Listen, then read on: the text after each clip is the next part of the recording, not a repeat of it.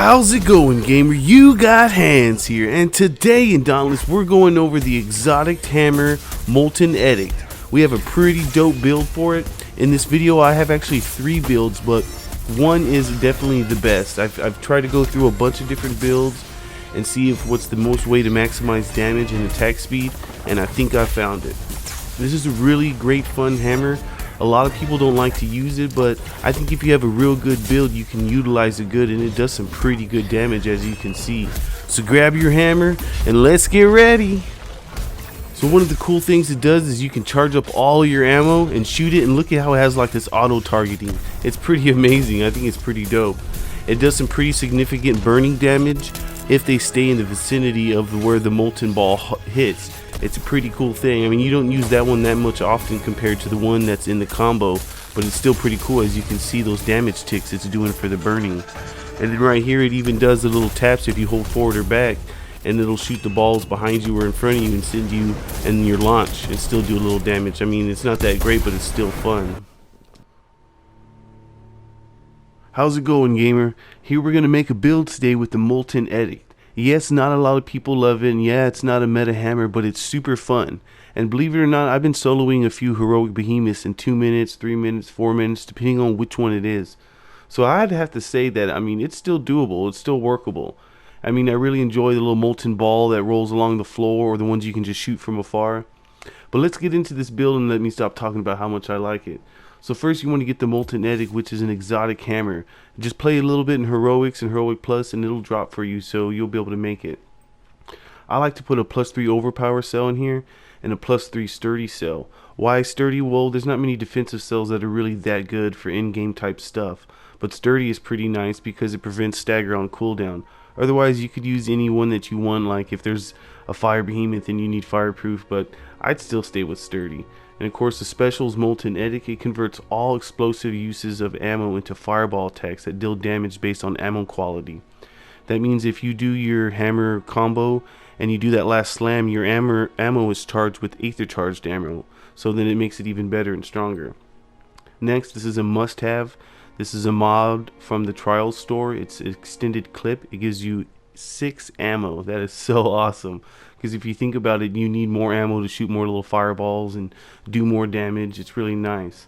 Next, we're going to use the Hellplate cast. That's Helion's helmet that has a +3 Rage Hunter, and we're going to put a +3 Berserker cell in there. Next is Mantle of Thorn chest piece that has a +3 Predator, and we're going to put a +3 Conduit cell. Next is Nasher's grips. That's a +3 Rage Hunter in it, and we're going to put a +3 Overpower cell. Next is the Stride of Thorns from Kashai that has a +3 Predator, and we're going to put a +3 Etheric Tumment cell in that one. And for the Lanterns gamer, you can use Embermane's Rapture for increased attack speed, which still is increased DPS, which is really nice for the hammer because you want to kind of poop out that fireball as much as you can. I like to use Conduit cell. But back to this, you can also use Drask's Lantern for that increased damage, so you can go even further with your damage if you want. But having a little boost of attack speed is real nice, especially 25% for 8 seconds. It's really good. So remember, either use this one or Drask's Lantern. But I went through many builds and I'm about to show you, and this one is the strongest because it has Berserker plus all the other cells. So don't forget about your tonics, because the soul tonics increase stagger damage because you're going to want the behemoth to be laying down. So when you do your final combo and the Molten Edict lava balls rolling, it rolls in all the way through their body. So you want to make sure you aim right so the molten lava balls rolling through the body and not like just a smaller, shorter area.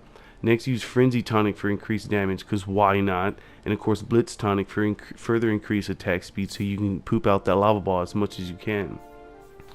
So all in all, it has a +6 Conduit, which increases our attack speed by 15%, and +6 Overpower, which they're going to be staggered, especially with our tonic and the fact that we're using a hammer, so that's damage.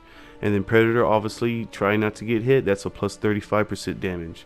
And then when they're in rage, it's another 40% damage. And then we have here +3 Etheric Tumment, so we can increase our Lantern charge a little bit more, so we can boost our damage if you choose Drask's Lantern, or boost our attack speed if you choose Embermane's Rapture Lantern. And then next we have +3 Berserker, which is even more damage. It's +2% and it stacks 10 times, so that's 20% if you can keep up the damage. And then here's our Sturdy that prevents us from being staggered on 80-second cooldown. So guys, this is a really good build, and what I'm going to show you next is 2 other builds that I made, but I went through it and it's not as much damage as this one. So I would think this would be the Molten Edict meta build right here. +6 Conduit, Overpowered Predator, Rage Hunter, Etheric Tument, Berserker, Sturdy. So here's the next one right here.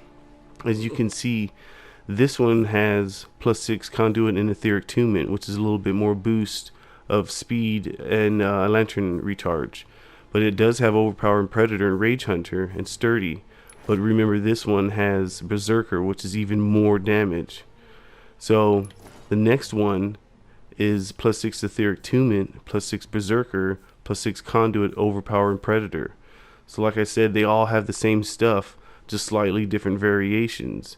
But if you go back to the main build that I just showed you, it has all of those plus Berserker and plus the Etheric Tument and Rage Hunter maxed out. So this one is the meta build. If you'd like to see these other builds, just let me know and I'll make a build video on them as well. But this one is the best one, and I hope you're able to make it, and I hope you enjoy.